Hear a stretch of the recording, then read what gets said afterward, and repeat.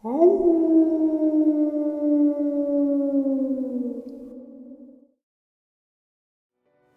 greetings and salutations, everyone. I hope everyone is still doing well.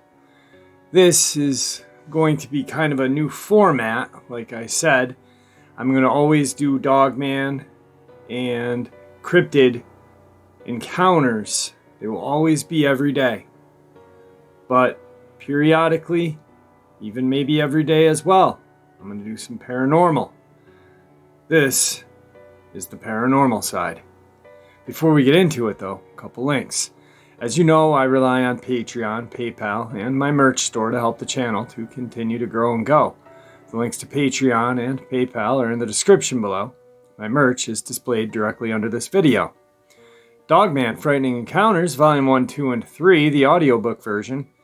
They were written and researched by Tom Lyons, narrated and produced by me, Jeffrey Nadolny.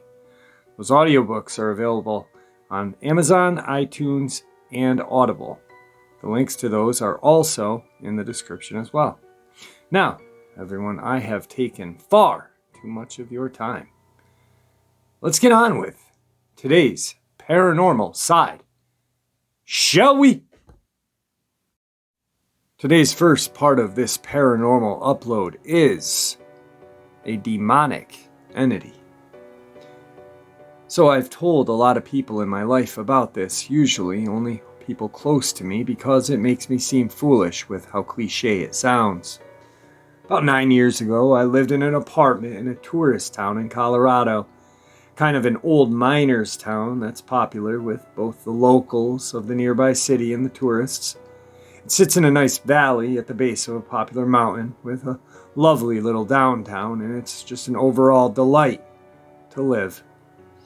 The apartment was on the main floor of an old building with about 4 units in the main building. According to Google, it was built in 1909. It wasn't in the best shape and wasn't one of the pretty Victorian buildings also around, but it was an affordable way to live in a lovely little town. The unit itself was pretty odd, I think more so than the others in the building. It had an ancient brick fireplace that didn't work because the chimney was removed to build above it, and had wood paneling on the walls. The weirdest part for sure was that in the kitchen, in between the fridge and the shelving, was a door in the wooden paneling. It was just a cutout in the paneling itself, so it wasn't apparent unless you were looking for it, because it had no knob and instead only had a latch for a padlock. You had to step up to go inside, and then inside was a dirt floor and unfinished brick walls, and just wooden beams on the ceiling. It sloped gradually upwards towards the back, so if you wanted to get to the very back, you had to crawl on your stomach in the dirt. Yeah, I never did that. There was a bare light bulb on the ceiling with a switch, but the back stayed dark. By the way, this room was in the middle of the whole house. It seemed like a cellar or a basement or something, but it sloped upward toward the middle of the house. Just very weird. We used it for storage, but for the most part avoided it because it was so odd. We found a few animal bones and straps hanging from the pipes inside. Something had been tied up. Also found a few old newspapers from the 60s and a few old kid drawings. Let me say first of all that I'm typically a skeptic until given proof that cannot be explained any other way. I've been fascinated in the paranormal most of my life, but nearly all evidence I've ever seen for most paranormal things seem easily dismantleable with other explanations. My mom and I used to stay overnight at the authentic haunted house every Halloween for years when I was a kid, and I never saw anything compelling no matter how much I wanted to. So the apartment was technically 2 bedrooms, but both bedrooms were tiny, and you had to go through one to get to the other. So my roommate ended up preferring to sleep on the couch. This didn't bother me and worked out just fine for us because we were pretty close. I can't remember the exact order of things that happened, but most of it focused on her. She woke up with 3 scratches on her back a couple of times. Often, she would get them on her arms when she would reach down to get something off of the floor from the couch. Once it happened to me, I was sitting on the couch and went to move to sit in the chair across from it while talking to my roommate. It was summer, so I had shorts on. I sit with my legs up on the seat usually. So I moved and pulled my legs up when I felt this burning on the back of my calf. I had 3 scratches on my calf that were bleeding slightly. I had only moved a couple of feet and didn't feel anything before that. The scratches were fresh. This only ever happened near the couch. There was activity in the kitchen where the strange room was. My roommate would regularly hear footsteps in the kitchen when she was falling asleep. I brushed it off as just her dreaming or hearing the neighbors or the house creaking. But I heard it once when we were up late talking. I asked, "What is that?" genuinely afraid. She said it was what she's been talking about and that she heard it most nights. It was definitely in the kitchen and had an unmistakable footstep sound. I never heard it any other time. My roommate also couldn't use the kitchen light. This is a weird one. She offhandedly mentioned that the ceiling light in the kitchen didn't work. I was confused and asked her if the bulb had went out, and she said, "No, it never works." Like it was obvious. I got up to show her and turned it on. It went on just fine. A little later, we were talking about it, and she went to flip it on, and it didn't work. I got up to see, and no joke, when she turned around to face me, it turned on. I told her, and it went off again as she turned back towards it.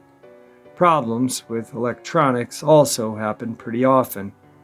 My roommate has been a vegan pretty much her whole life because she doesn't really like meat. She would even take the hot dogs out of the pigs in the blanket when she was a kid. One week, she started craving red meat. We were buying packages after packages of roast beef deli meat that she ate straight from the bag. This potentially could have been a hormone thing or something, but it was definitely weird. Never happened again. We both struggle with anxiety and depression, but hers got significantly more severe as well. She slept a lot and had trouble working. This wasn't exactly a new problem for her, but it was definitely worse. I do tarot readings for myself for clarity. Yes, I am a skeptic by default, but I've been doing tarot since I was a kid, and it always works for me, so I use it even if I don't know why it works. One time I did a reading for another friend that was visiting. As I was lying out the cards, I suddenly got this really emotional feeling, very upset. Looking at the cards with how I was feeling, I just remember thinking, this isn't a reading for my friend anymore.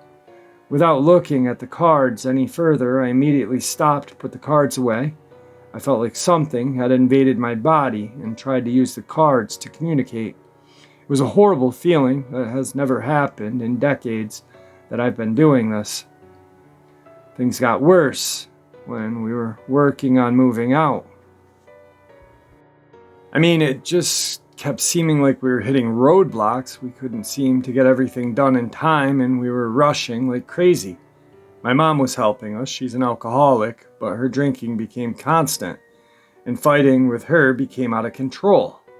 We couldn't get a handle on anything. About a week before we had to be out, my landlady called me. This was the worst thing that happened, and the thing that sounds most like a cliche horror movie. The voice on the other end was male and very deep. It was talking very angrily in another language, but not one I could recognize. Like, not even Latin or anything like in the movies, totally bizarre sounding. As it went on, it got faster and angrier. At this point, I was scared. My roommate was looking at me, and I could tell she knew what was happening because she looked horrified just from looking at my face. I think I was covering my mouth from fear. At the end, it just turned into a loud growl that got louder and louder before it cut off. I think I started crying.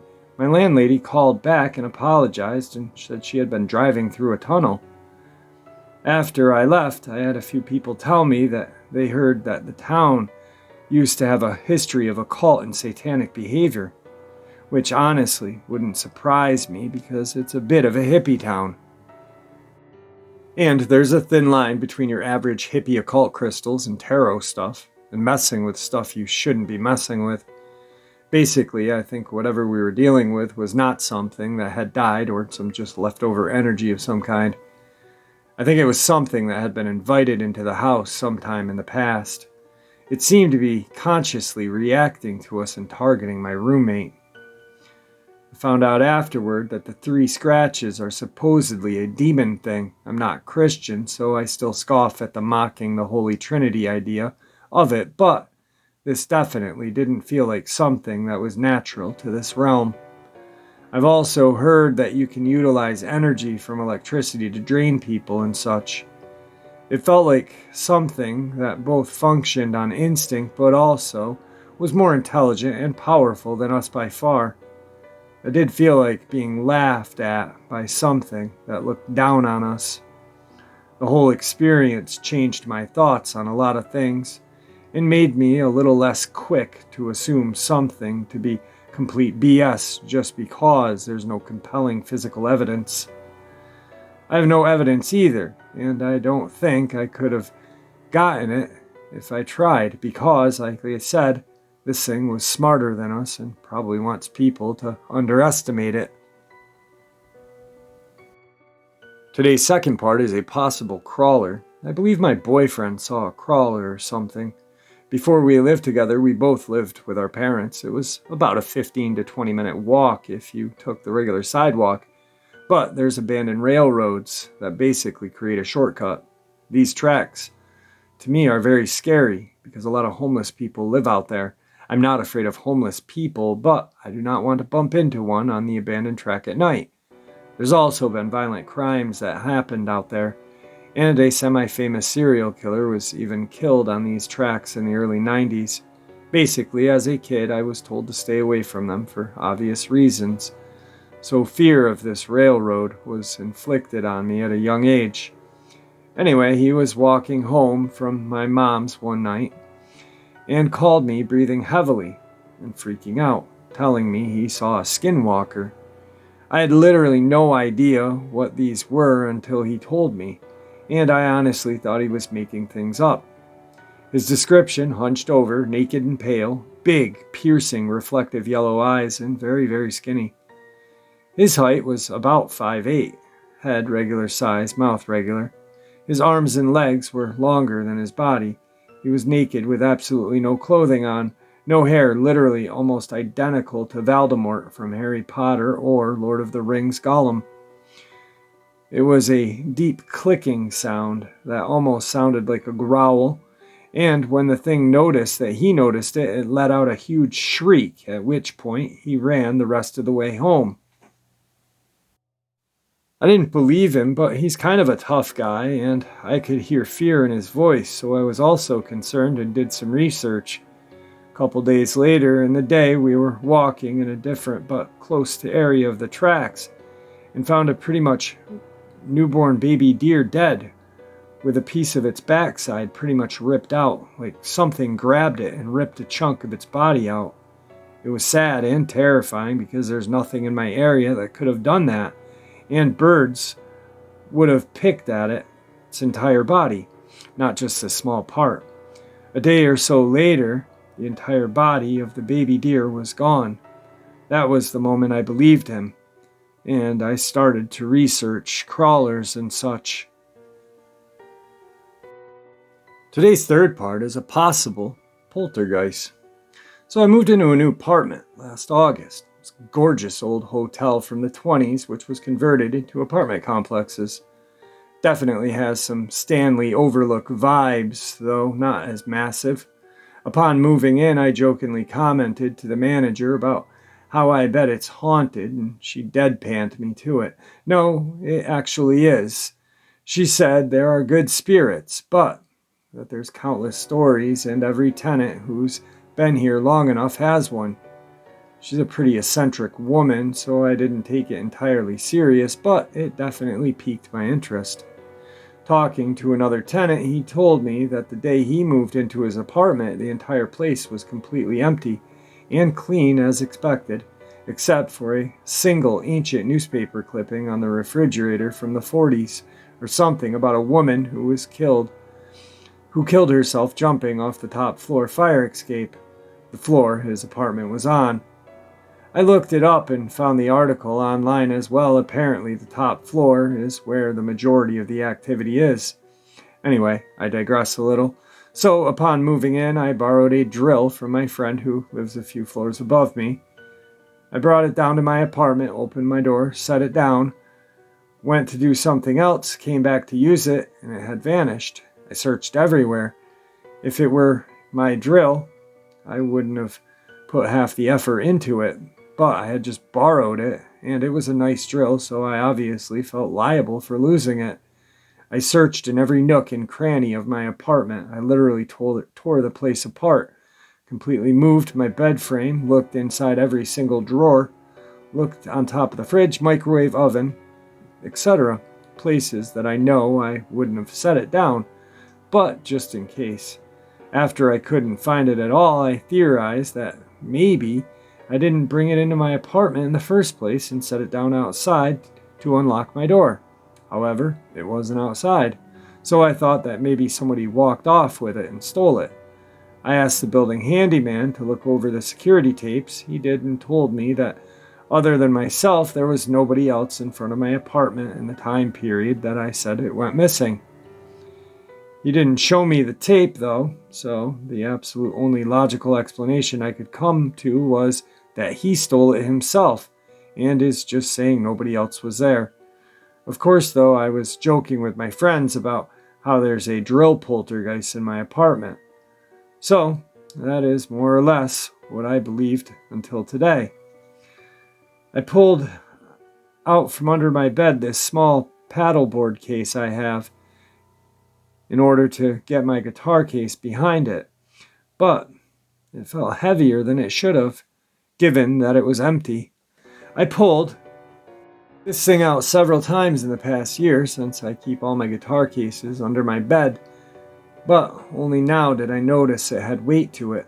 I open it up and there it is, the drill, nonsensically in my pedal board case of all places. There's absolutely no reason I would have put it in there.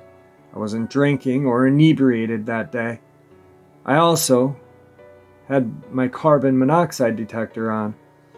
The effort I would have had to go through to put it under my bed would have been absolutely crazy to do. So yeah, I don't know. I have a drill poltergeist, I guess. It also is peculiar to me. I found the drill on the first day of the month I moved in a year ago, but I'm sure that's just a coincidence. See, to me, that really doesn't feel like a poltergeist. How about you guys? To me, it sounds like, yeah, it's definitely creepy, but to me, it sounds like a trickster, like a friendly spirit, kind of just playing a trick on you. Definitely creepy, but having any kind of spirit in your house is definitely creepy, but definitely it just doesn't feel like a poltergeist. It feels kind of like a trickster, kind of just like, hey buddy, you just moved in, guess what? I'm gonna play with you so you know I'm here, but I'm not gonna really scare you or hurt you. Today's final part of the paranormal upload is what I believe to be a crawler. I'll preface this by saying that I'm a big believer in the paranormal. I used to find it laughable, but wound up living in a violently haunted house for more than a decade. It opened my mind a fair bit. That being said, I still generally assume that most creepy encounters, including my own, are misidentification, unless something suggests otherwise. But anyway, about 2 years ago, I got saddled with taking care of a puppy. He was only about 6 weeks old at the time, so he required a crapload of attention and care, the most annoying of which was that he had to be taken outside to pee every couple of hours, or even often, in the middle of the night, or else you'd have a mess on your hands in the morning.